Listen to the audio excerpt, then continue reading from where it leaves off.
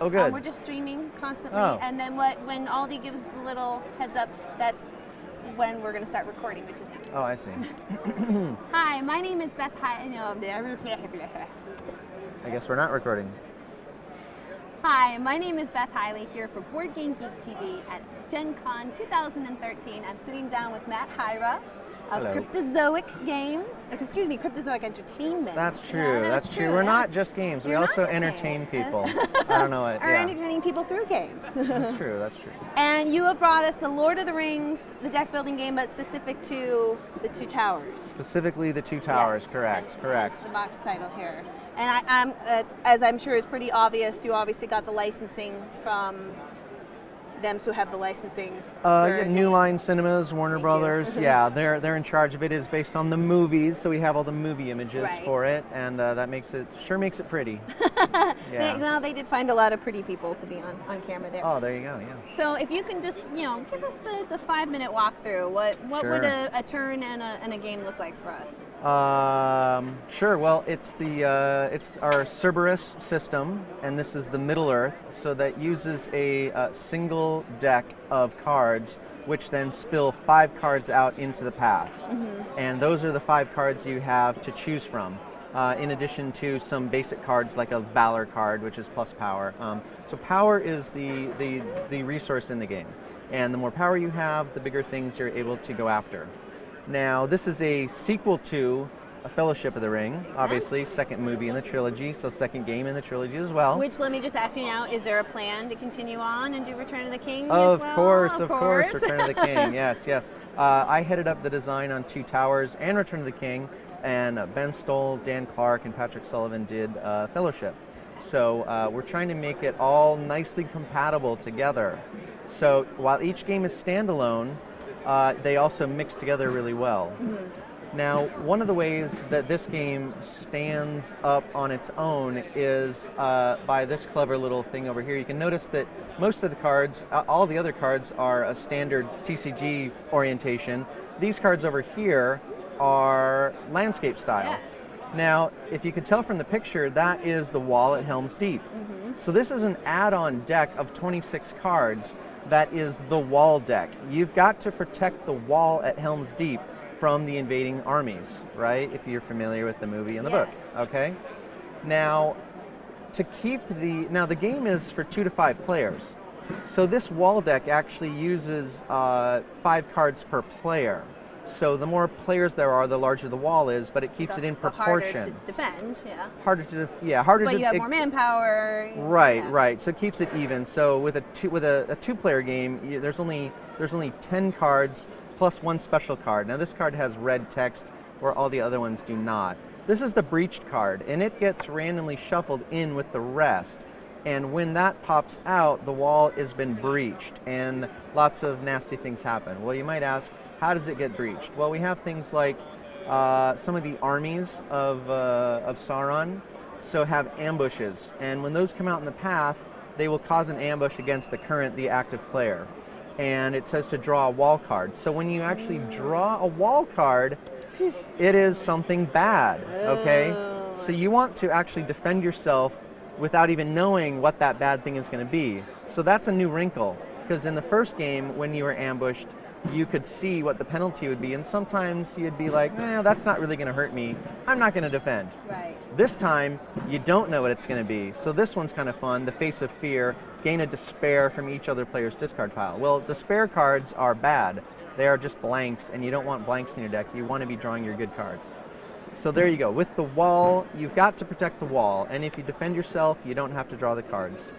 Now, eventually, you might think, well, what happens when the wall gets real small? There are some ways to repair the wall a little bit, like with the battlements on the wall. Put that up in the middle sure, there. right in the middle. We'll highlight it. We'll highlight it. All right, it's centered.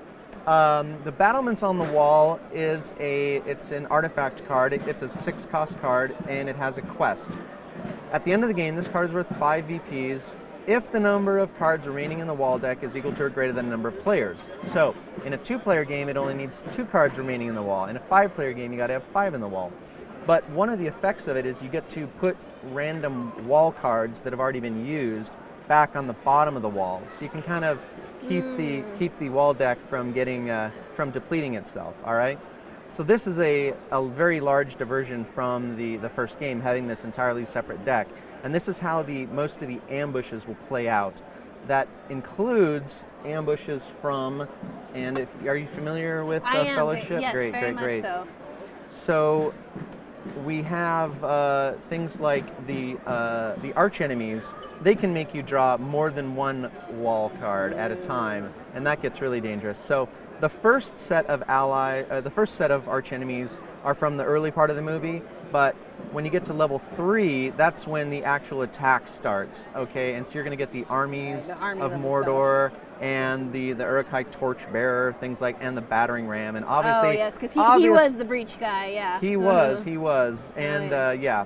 And the battering ram is certainly very good at knocking down the wall if it hasn't been breached. So entirely new set of arch enemies, entirely new set of starting cards. Now there's some duplication in the actual characters because Frodo and Aragorn move on. Boromir, rest in peace.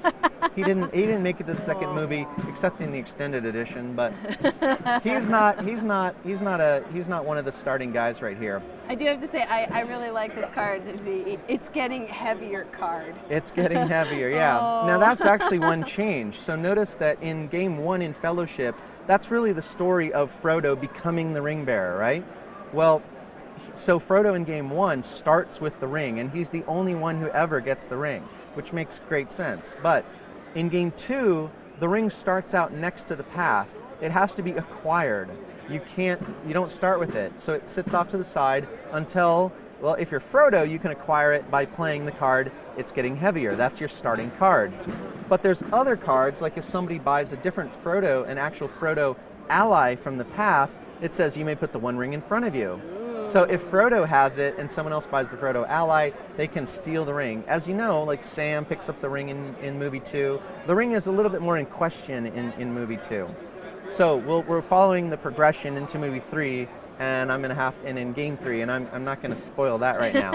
All right, but it's fun. So yeah, this ring is a powerful item. It's a ongoing +1 power, but it's also defense. So you can use it, but if you use it to defend yourself, it goes back out of play, and someone's got to reacquire it. All right. How long do you think a typical game would take? With the way I like to say it is, it's about 15 minutes per player. All right. So that's a good judge. And let's see. One other fun thing. This is a fun fact for those who love fun facts. So there's a couple of locations in the game. Whenever one of them comes up and people haven't seen the other one, undoubtedly, because this says you get +1 power for each tower you control, the first question I get this from almost everybody, they say, so how many towers are in the game? I mean, really. It's all in the name. I kind of have to point to the box at that point, and then they go, oh, yeah, okay, yeah, it's okay. like asking when April vacation is. Yeah, so. there you go. Right. Also, fortunes make a return, and so there's some fortune cards. In addition to the ambushes, there's also fortunes. Some of the fortunes can repair the wall as well, so it all works together. And the game, when you mix the two games together, we have a page in the rulebook about how to do that. The best way to do it is to sort your cards by type and then mix different types. So Fellowship, artifacts, and maneuvers work very, very well with two towers, allies, and enemies. You'll see a lot of cross-pollination between those. So it's a great way to mix the two together. So we try to make it standalone, make it the standalone awesome with the wall deck. But you can still use the wall deck even when you're playing with the mix if you want. Has this been released here at Gen Con, or are we on its way? Sort of. Preview copies. We actually had just a few cases air-shipped over at great expense, just You're not the only so ones. we could get it into the hands of a select few of hardcore people who are diehard fans. When do you think for general retail? The general retail opens up on August 28th. So not too far away. Not too far. Well, Matt, thank you so much Indeed. for stopping Thank by. you very much. And here, I'll grab the box again for showing us the excellent. Two Towers, the deck building game. Thank you.